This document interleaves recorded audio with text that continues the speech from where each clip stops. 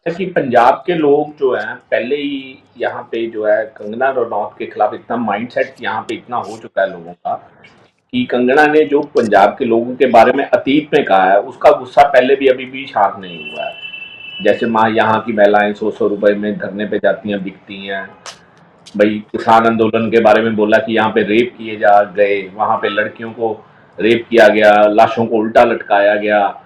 तो ये सारी चीजें जो है ना, किसान आंदोलन के बारे में बोला गया, जिसके ऊपर प्रधानमंत्री नरेंद्र मोदी ने खुद माफी मांगी कि ये कानून गलत बने हैं, मैं माफी मांगता हूँ उसके लिए। और उसके बारे में इतना किसान आंदोलन के बारे में उसके बाद भी बोला गया। ये तो आपके उस सवाल का जवाब है कि नरेंद्र मोदी जी और भारतीय लीडरशिप जो है भाजपा की, वो कंगना रनौत को ज्यादा अपने पास क्यों नहीं बैठाते या क्यों नहीं बुलाते, सबको बुलाते। ये आप बात कर रहे थे तो मैं उसका जवाब एक के तौर पे दे रहा हूँ, क्योंकि प्रधानमंत्री नरेंद्र मोदी सिखों के लिए बहुत कुछ कर रहे हैं। उन्होंने वीर बाल दिवस का घोषणा की है, वहां पे लाल किले पे उन्होंने जो अभी हाल ही में गुरु महाराज का पूरा प्रकाश पर्व मनाया है। इससे सिखों में एक वो अपनी कोशिश कर रहे हैं दिल में जगह बनाने की। लेकिन अब जब कंगना रनौत ऐसे सिखों के खिलाफ बयान देती है तो नेचुरली बात है कि भारतीय जनता पार्टी की टॉप लीडरशिप सिखों की हिमायती बनती जा रही है, और जब कंगना बोलती है तो वो सारे पीए पे पानी फिर जाता है। तो पंजाब में एक बहुत बड़ा माहौल वैसे ही कंगना के खिलाफ बना हुआ है। इवन बीजेपी के सिख लीडर्स जो हैं, हरजीत गरेवाल हैं, सुखविंदर गरेवाल हैं, वो तो ओपनली जो फ्रंट लीडर्स हैं वो कंगना के खिलाफ बोल रहे हैं पंजाब में।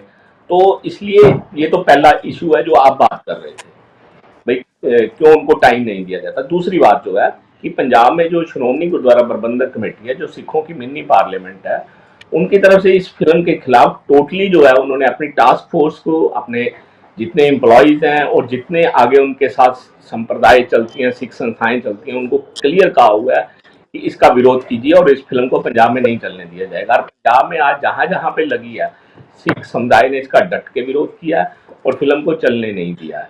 ये बात आज यहाँ पे जो माहौल देखने को मिला, किसी की तरफ से हालांकि फिल्म को चलाने के लिए जोर जबरदस्ती नहीं की गई, पुलिस की तरफ से भी पूरा जो है न्यूट्रल सहयोग किया गया कि कोई वायलेशन ना हो, कुछ ना हो, कोई मतलब दंगा फसाद ना हो।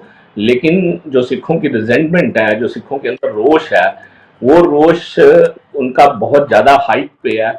और पंजाब में जो माहौल दिख रहा है, मेरे को नहीं लगता कि ये फिल्म पंजाब में आगे चल पाएगी। जी सुरेंद्र जी, एक बात मैं और जानना चाहूंगी आपसे। सर देखिए, अब एक आर्टिस्ट जब एक फिल्म बना रहा है, फिल्म मेकर है, जो जिसके पास एक क्रिएटिव फ्रीडम है, क्रिएटिव लिबर्टी की बात होती है, और अगर वो मतलब आज की तारीख में क्या पॉलिटिकल विषय पर फिल्म बनाना इतना डिफिकल्ट हो गया है, क्योंकि ऑफ कोर्स अगर वो विचारधाराओं में बटी हुई बात है तो आप जिस विषय पर फिल्म बनाएंगे, कोई ना कोई पक्ष ऐसा होगा जो ये फील करेगा कि वो आहत हो गया इससे, या उसकी भावनाएं हर्ट हो गई। तो फिर एक फिल्म मेकर के लिए, एक आर्टिस्ट के लिए कहाँ स्पेस बचता है?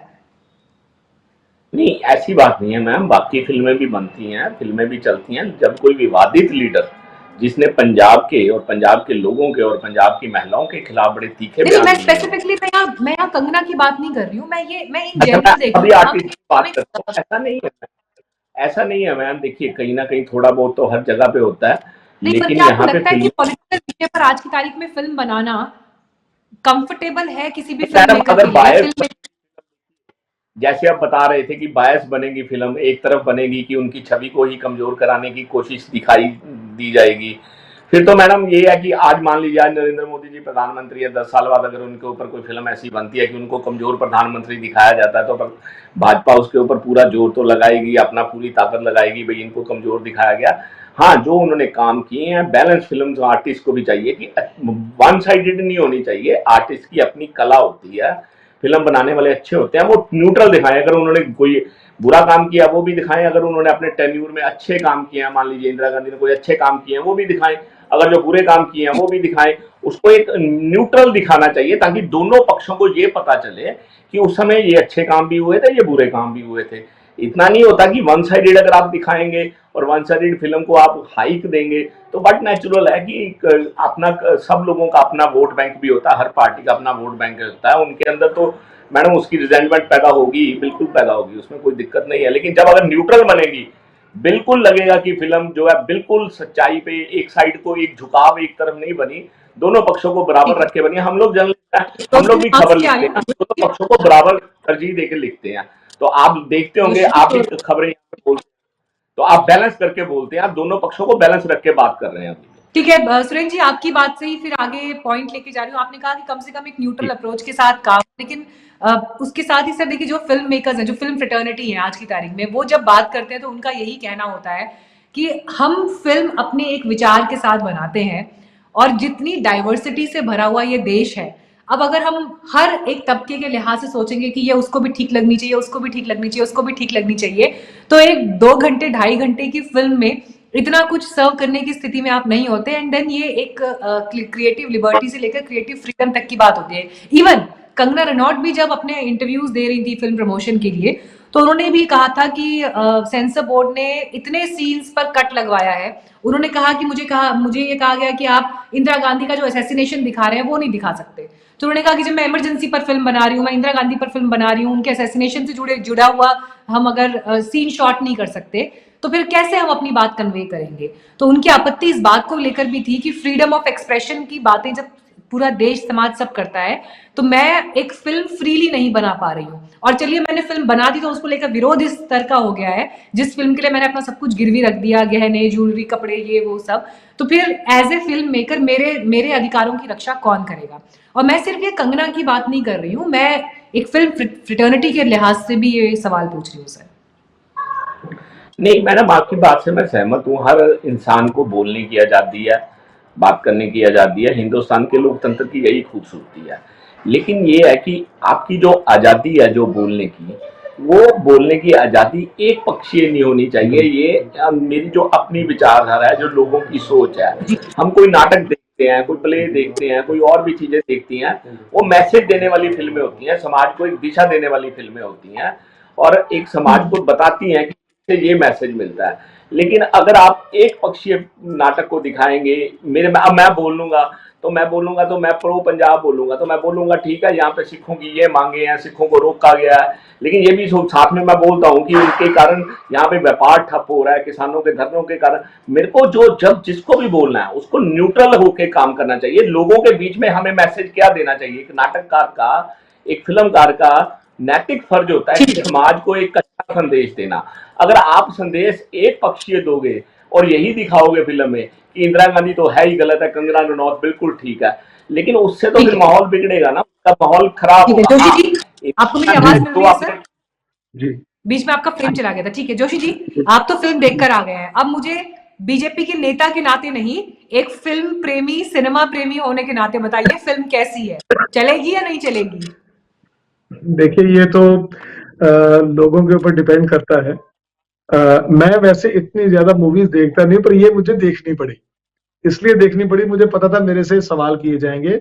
और दूसरा, सुरेंद्र जी ने जो बातें की उसमें बहुत हद तक सच है।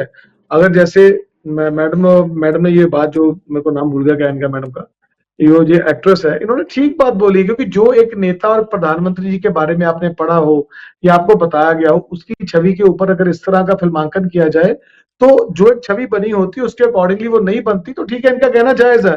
पर मुझे इतना लगता है कि अगर एक पॉलिटिशियन होने के नाते मैं बात करूं, मैं राजनीति पार्टी से संबंधित बात करूं, तो मुझे लगता है कि इसको किसी पार्टी के साथ नहीं जोड़ा जाना चाहिए। एक लीडर जो होता है, अब मैं ये बात सिंपल सी बोल देता हूं, यही सज्जन कुमार या टाइटलर साहब हैं, इनका ही इन्हीं के खिलाफ केस लड़ने वाले जो हमारे फूलका जी हैं, वो इनके पार्टनर भी हैं एक जगह पे।